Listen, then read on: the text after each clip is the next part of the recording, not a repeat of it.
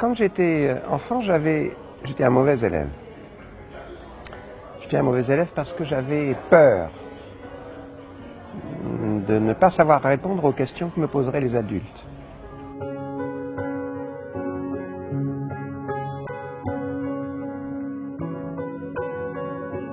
Et toute cette peur de l'enfance est devenue une connaissance. Et mon travail d'adulte, c'est de les guérir de cette peur. La réaction des adultes est toujours la même. Eux aussi ont peur. Ils ont peur que le fils ne réussisse jamais. Et les professeurs aussi ont peur.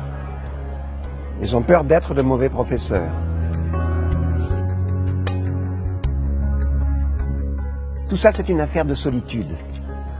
Solitude de l'enfant, solitude du professeur, solitude des parents. Très bien. Il faut casser cette solitude. Pédagogiquement, comment tu casses la solitude? En créant des projets communs, où tout le monde est impliqué. Par exemple, pour l'école, un des projets communs, c'est le théâtre.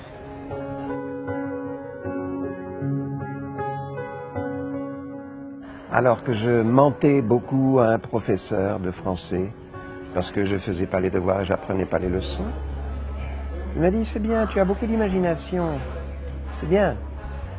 Maintenant, au lieu d'utiliser ton imagination à fabriquer du mensonge, écris-moi un roman. Donne-moi 10 pages par semaine. Je ne te donne plus de rédaction à faire, je ne te donne plus de leçons à prendre. Tu fais juste ce roman pour moi, 10 pages par semaine. Et ça m'a sauvé, ça. C'est-à-dire que ce professeur a transformé un élève passif, il l'a transformé en un élève actif. C'est-à-dire qui écrit un roman. Les jeunes aujourd'hui, les enfants, tout petits, déjà dans le berceau, sont considérés par la société de consommation comme des clients, qui sont des publicités pour les pousser à consommer des tablettes, à consommer des portables, à consommer des vêtements, à consommer. Et ça, c'est leur culture. C'est la culture quotidienne. Et ces enfants arrivent à l'école. Et ils vont se conduire vis-à-vis du professeur comme des petits consommateurs. Moi, professeur, je ne m'adresse pas à tes désirs, je m'adresse à tes besoins fondamentaux. Besoin d'apprendre à lire, le besoin d'apprendre à compter, le besoin d'apprendre à penser, à réfléchir. La plupart de ces besoins sont antinomiques avec tes désirs. Et c'est pour ça qu'il est beaucoup plus difficile d'être professeur aujourd'hui que dans les années 50, où les enfants n'étaient pas encore les clients de la société marchande.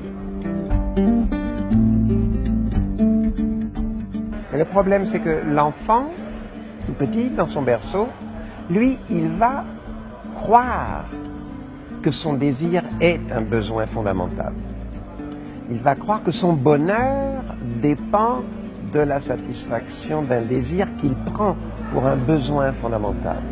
Le travail des adultes, c'est de dissocier ces notions de désir et de besoin. Et le bonheur, le vrai bonheur, on peut l'atteindre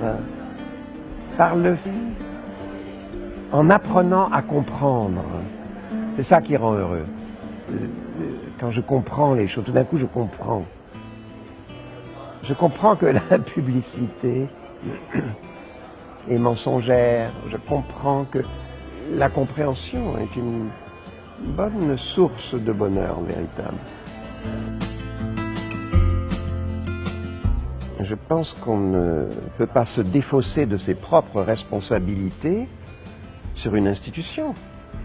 Il faut d'abord que je sois, moi, en tant que parent, que je me sente responsable de mon comportement face à mes enfants. Qu'est-ce qui fait l'éducation des enfants? C'est l'exemple.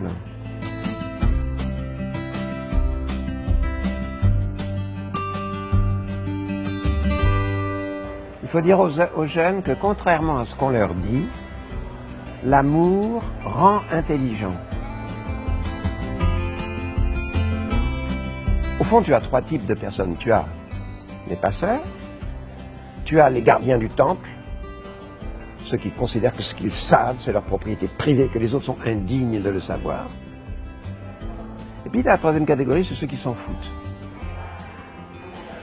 Incultueux. Donc le passeur, c'est celui qui prend en considération sa propre culture et qui sait que ça ne lui appartient pas, que ça peut faire le bonheur des autres. Si je t'emmène voir ce soir un film que j'ai adoré, tu vas être heureuse si toi aussi tu l'adores. C'est ça, déjà, être passeur. Mes enfants, c'est très simple. Ce que vous savez, ce que tu sais, ne t'appartient pas. Ce n'est pas ta propriété privée. Elle ne fait que passer à travers vous. Et une de votre raison d'être sur Terre, c'est de partager ça. Arrête d'avoir peur, sois curieux. Sois curieux. La curiosité est un bon remède contre la peur. Sois curieux, ouvre-toi, sois curieux, sois curieux. Oh oui, mais moi, la réalité me fait peur. La réalité te fait peur. Fais comme Juan, photographie-la. Je suis nul en anglais. Je suis nul en anglais.